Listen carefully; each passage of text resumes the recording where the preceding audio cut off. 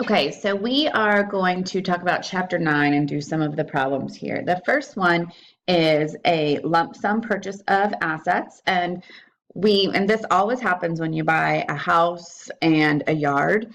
You have to split the house from the yard because the land is not depreciable, but the house is. So in this case, you're going to have to split. If you buy it all as one, you're going to have to split the price of, say, again, the house and the yard. So let's go ahead and get started. Okay, so in this case, they bought 3 lots for a lump sum price, and we're going to need to split out the different lots because if we sell them or whatever we may do, we need the individual price of each one. So what happened is that somebody went in and appraised each lot for a separate price.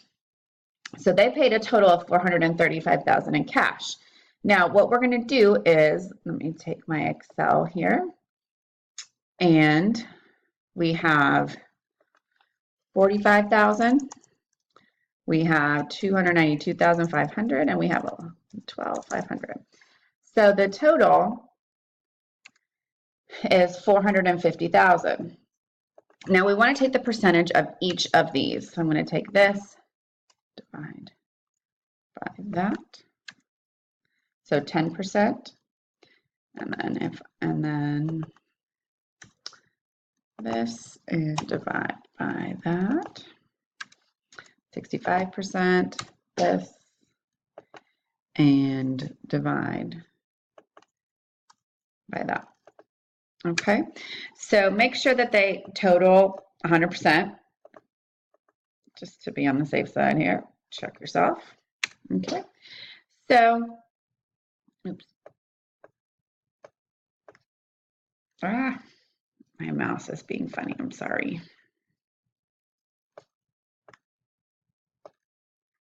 Yeah, okay. So the first lot is 10%, the second lot is 65%, and the third lot is 25%. So then what I'm going to do is I'm going to take the total that I purchased, which was $435,000, and I'm just going to take the same percentage for each one. So in this case, I'm going to do this times that, and this times that, and this times that. And again, just to check yourself, make sure that these 3 add up to the 435 in total. So these are the actual values now of each of your plots of land. And so now you can make your entries, and when you sell them, you have an appropriate starting price for that.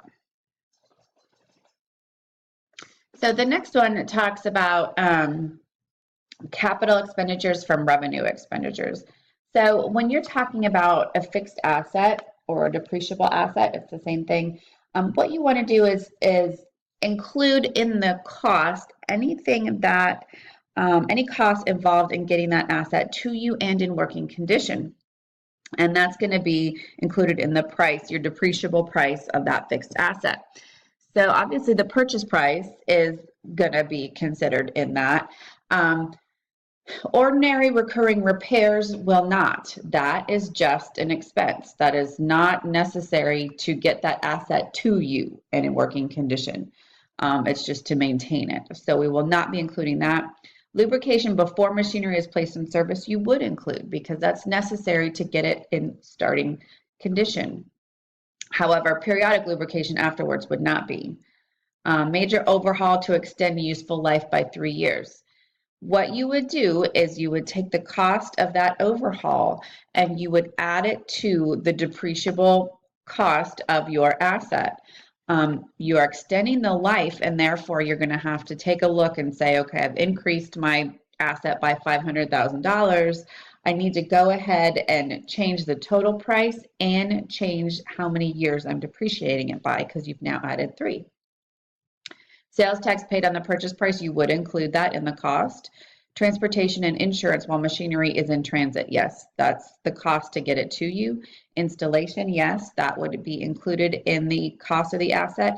And then training of personnel for initial operation of the machinery. That as well would be included in the cost.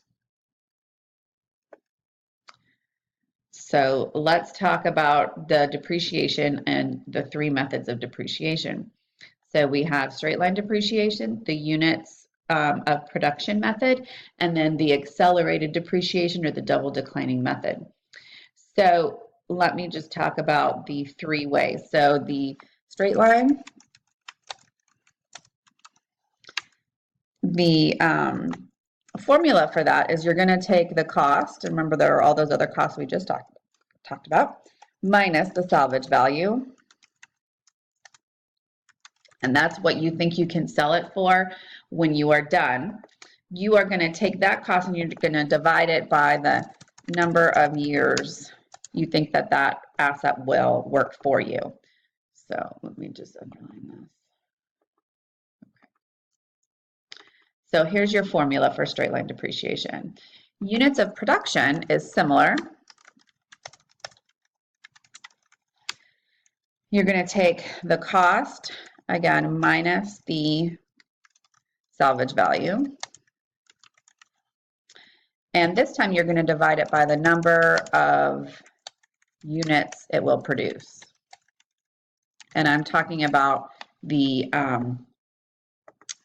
units throughout the life of the asset, not just a year or any time period, but for as long as you have it, how many units is that going to produce? Okay. So these are the two for the first two. So let's go ahead and do those, and then we'll talk about the last one because that one's a bit more complicated. So we have equipment that we bought for $21,000. It is expected to remain in service for 4 years and fry 3,600 jobs. At the end of the life, they think that they can sell it for $3,000. Whoa, residual value is $3,000. Yes. Okay. So let's go ahead and figure out what our depreciation would be. Let me shrink it a bit so we can look at both of these here. So if you're going to start with straight line, you want to take what you paid for it minus the salvage, so they think at the end they can sell it for $3,000. And then you're going to divide that by the number of years. So they thought that they could have 4 years. I'm just going to take this and divide by 4. Okay, so every year you're going to go ahead and you're going to depreciate it if you're using straight line by $4,500. Now, they may ask you how many months, like if you bought it in July and you need to depreciate for that year. So you would need to take this and divide by 12 and then multiply by how many months you're doing it, you're depreciating by. Okay, so that's straight line. Now, number of units, again, it's 21,000 minus the 3,000.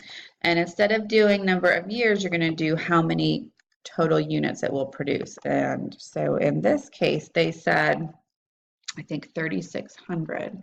Yeah, 3,600 fries is what it would be. So each time, sorry, I didn't divide it there. So each time you fry something, you would depreciate it by $5 essentially. So for the first year, it did 360 jobs. So your depreciation for the first year, if you're using the units of production, so you would say depreciation expense, and I'm gonna equal this times 360, and then accumulated depreciation would be the same, 1,800. Okay, so you would just multiply that $5 by however many fries it did for that year. Okay, so then what we want to talk about is the last one, which is the double declining method. So if it's a 4-year asset, essentially you're depreciating it by 25% each year. You're going to take 100 and then however many years you have and divide that, and that's 25%. So what I'm going to do, this is for the double declining. Oops. What is wrong with my spelling? So I have a double declining here. Now what I'm going to do is I'm going to take that 25% and it's double declining. So I'm going to double it. So I'm going to take 50%. Now I can't take 50% of the value each year because then in 2 years it would be fully depreciated, and that's not really what we're doing here. So what I'm going to do, oops, I'm having so much trouble with that, is I'm going to take the value, so 21,000, and I'm going to take 50% the first year. So I'm depreciating by 10,500, which means that I have a book value, or whatever's left, of 10,500. So let me copy that. Okay, so then the next year I'm going to do the same thing, but I'm going to multiply it by the book value. So the following year, in year 2, I'm depreciating by 5,250, which means that my book, what's left, I'm just going to take this minus this, okay? And then the third year, we do the same. Now here's the thing. Our salvage value is $3,000, I believe. We cannot go below 3,000. So we cannot depreciate this by $2,625. We need to depreciate it by as much as what brings us back to 3,000. So I'm going to take, to figure that out, what our depreciable amount will be, I'm going to take 3,000. Well, that'll give us a negative, so let me do this minus 3,000. So I can only depreciate it by 2,250, which leaves me a residual value of 3,000, and then I'm done. That's all I'm going to depreciate it for. So you're going to take the amount you would depreciate if you're using straight line, and you do that by taking the number of years and dividing by 100.